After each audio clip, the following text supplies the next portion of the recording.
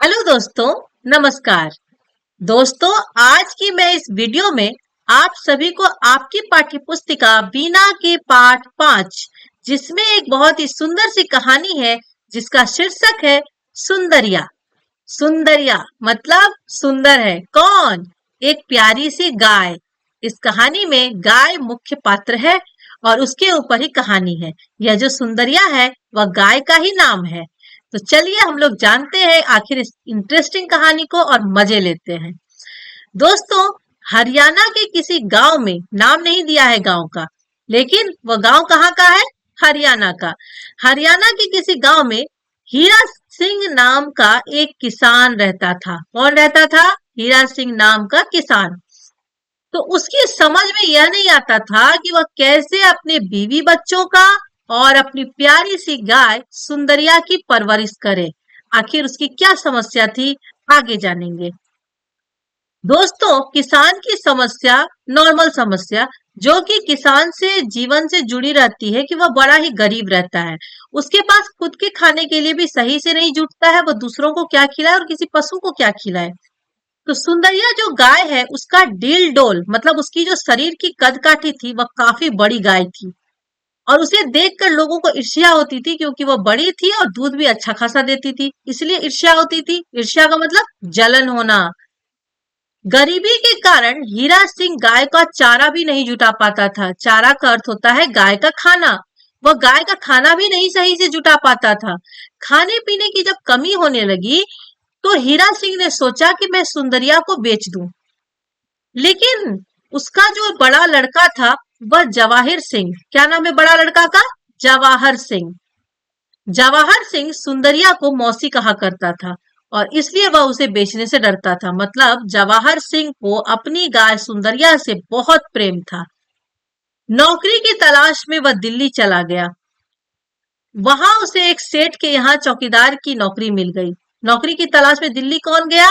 किसान हीरा सिंह। और उसे कहाँ काम मिला? तो एक सेठ के यहाँ। किसका काम मिला? चौकीदारी का काम। तो एक रोज सेठ ने हीरा सिंह से कहा कि तुम तो हरियाणा के रहने वाले हो और वहां की गायें अच्छी होती है। तुम मेरे लिए भी एक गाय का बंदोबस्त कर दो। बंदोबस्त कर दो मतलब व्यवस्था कर दो।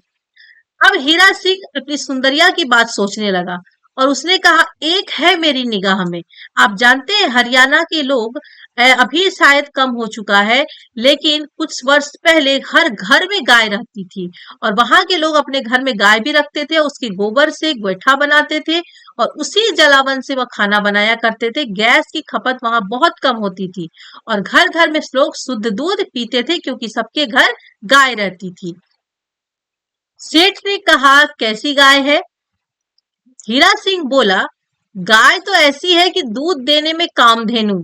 कामधेनु गाय, गाय की प्रजाति में बहुत ही प्रसिद्ध है एक कामधेनु गाय, जिससे कि हर इच्छा पूरी होती थी। तो कहा जाता है कि गाय को कामधेनु नाम दिया जाता है कि उससे हर इच्छा मनुष्य की पूरी होती है।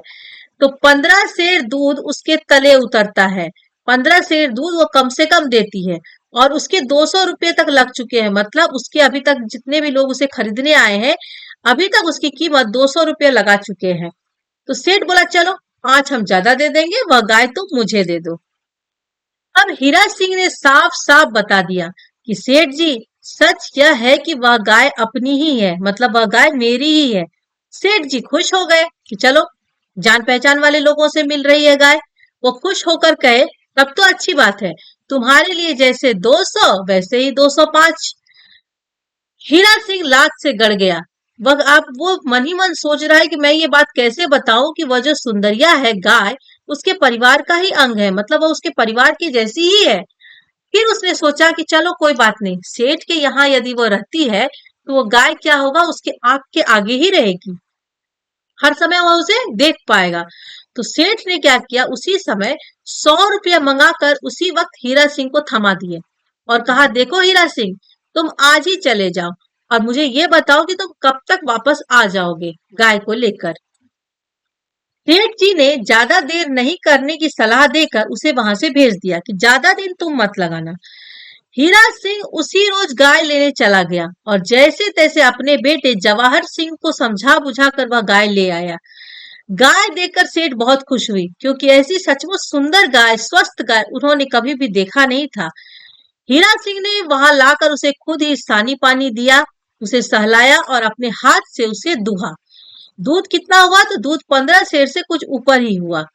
सेठ जी ने तुरंत 100 रुपए के ऊपर 7 रुपए और उसे दे दिए। 100 रुपए तो वो पहले ही ले चुका था।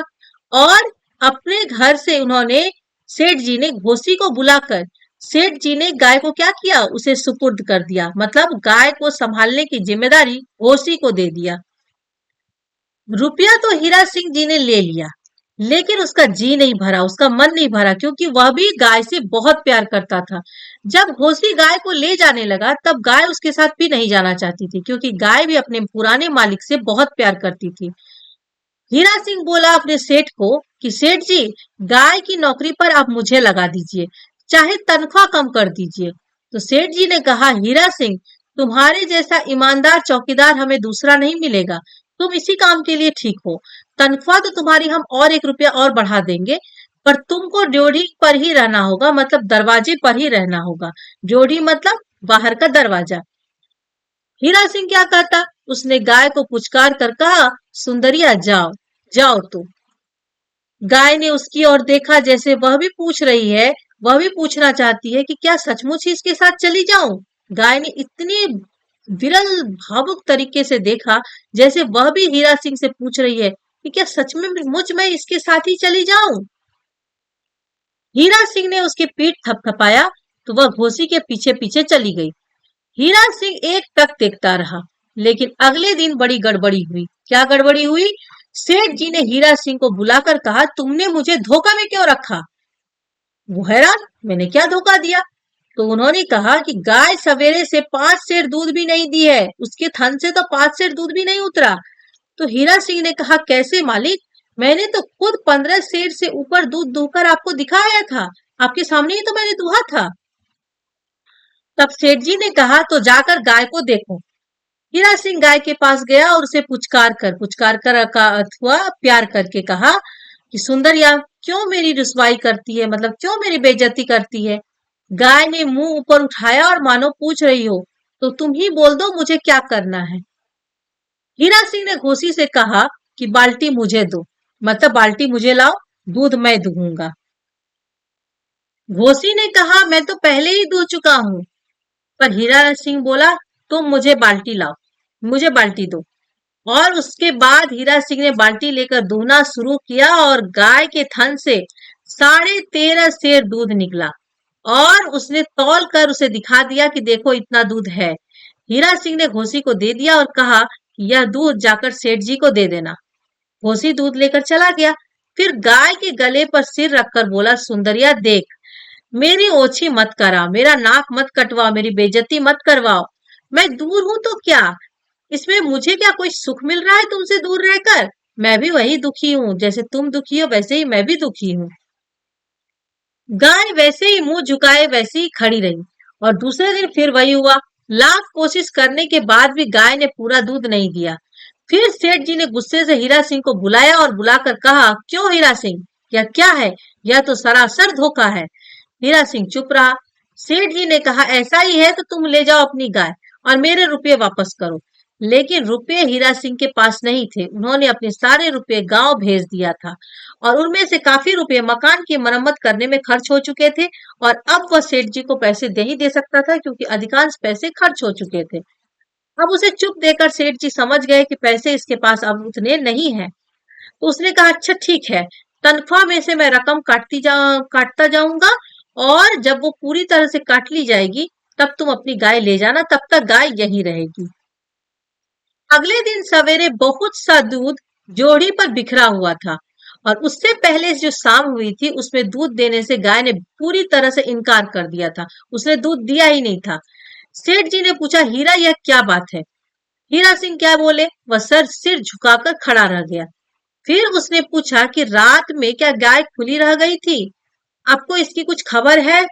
प्लीज आप इसकी कुछ खबर लीजिए, आखिर गाय कल रात में खुली रह गई थी? फिर सेठ जी ने घोसी को बुलाकर पूछा, क्या रात में गाय खुली रह गई थी?